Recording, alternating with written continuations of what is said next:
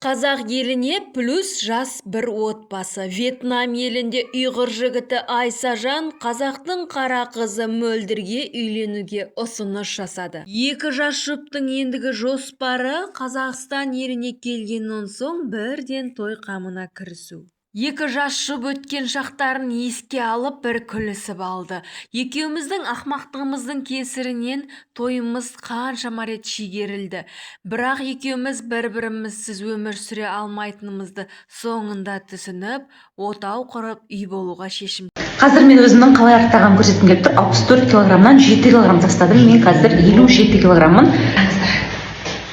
Жаңағы көйлекпен тұрған суретті көрдіңіздер ма? Бексұлтанмен қасында ішім кәдімгі қабақтай болып тұр ғой. Қараңыздар қалай артадым. Мощный болып тұр. Прям результат күшті алып отыр өзіме. Еще, кстати, мен қазір қатты қарным ашып көп тамақ ішпеймін.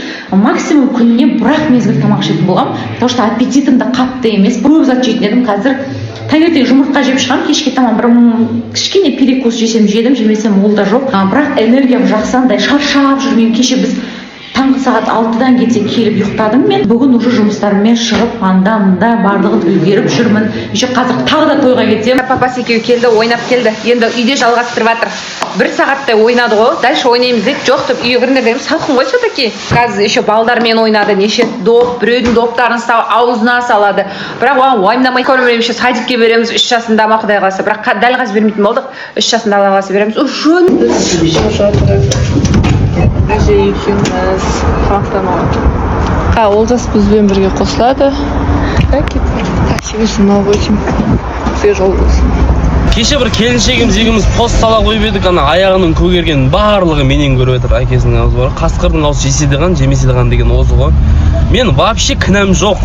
Өткенде Қайрат пен Реалдың матчында келіншегім екеуміз машинаны алысырақ қоямыз. Өткені стадионның алдында машина қоятын орын жоқ, даже ине тұратын орын болмады.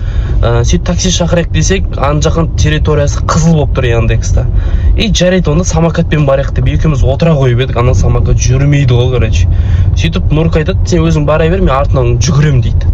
Мен қалай оны жүгіртіп қоямын самокатпен барып. Сен мақұл, сен кете бер, мен артынан жаймен деп өзім жетіп аламын дегенім ғой. Сөйтіп отырғызып едім, 5 метр жеткен жоқ. Ана газды бағасып қойып гүрс етіп қойды ғой, машинаға қарай қойды. Хорошо, что ана полосада машина болмады, машина болғанда вообще трагедияның көкесі болады. Енді Құдай сақтап болды қайда. Сөйтіп аяғы судан көгерді. Менің қатысым жоқ, короче.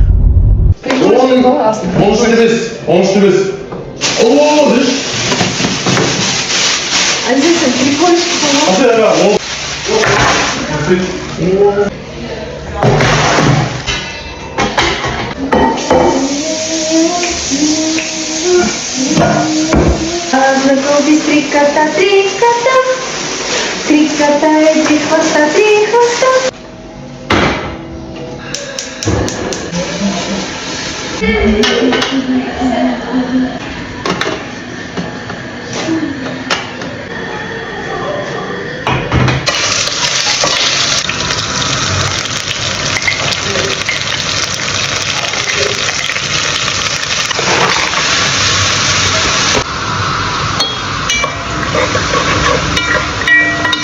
Осындай түрмен съемкаға кетіп бара жатырмын. Куртчикалар қазір біздің көрші. Жақсы болды, зытып бара саласың. Түнде елетіп азабым деш. Апымның түрін қараңыздар, басында таблеткасын қараңыздар. Үстінде аяғында шлепки.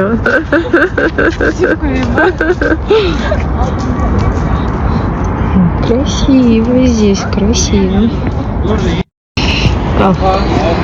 Сайраның ортасында тұрып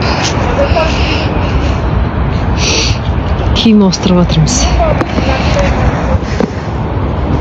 Ең что-то там she don't like green. Мен қосып қойыппын ғой. Қалайсыздар? Мен сол жастардан қалмайын деп шығып отырмын тағы да.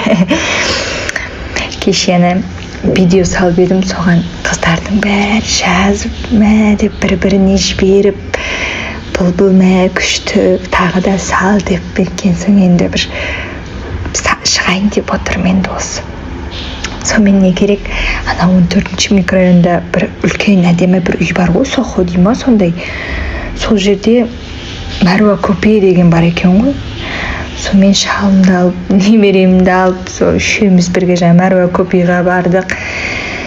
Ана инстаграмда ашып қалсаң бір шығып жатады ғой, елдің бәрі ағызып төгіскен ерсі ғой енді, сонда да бірақ енді бардық.